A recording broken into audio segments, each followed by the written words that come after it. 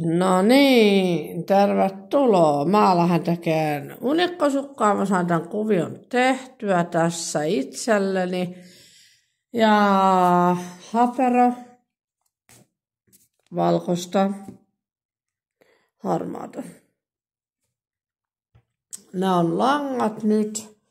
Sitten mä teen ihan novitan puupuikoilla nämä. Joo.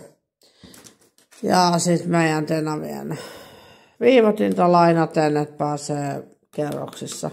Tikapuun luonnit tulee viiden silmukan välein, niin kuin tässä näkyy, noi viivat on laitettu valmiiksi. Saa nähdä, mitä tässä tulee. Lähdetään tekemään ensimmäistä juttua nyt sitten tikapuutekniikalla.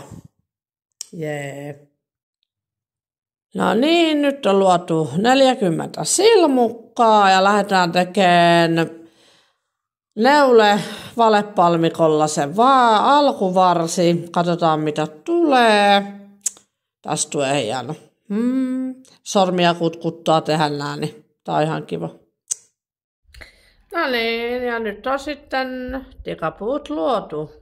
Tästä lähtee, eli valepalmikko on tehty noin 7 senttiä. Ja nyt tästä sitten lähdetään tekemään ekaa kiekkaa kirjoneuletta. Vihaa! Vähän ihanaa ja kahvia siinä, niin ai. No niin, tässä olisi valmis tulos uusista sukista. Voi että nämä on ihanat. Voi että nämä on ihanat. Et semmoista. Rakastan tehdä näitä. Uutta työtä laitetaan tänään alle. Jee!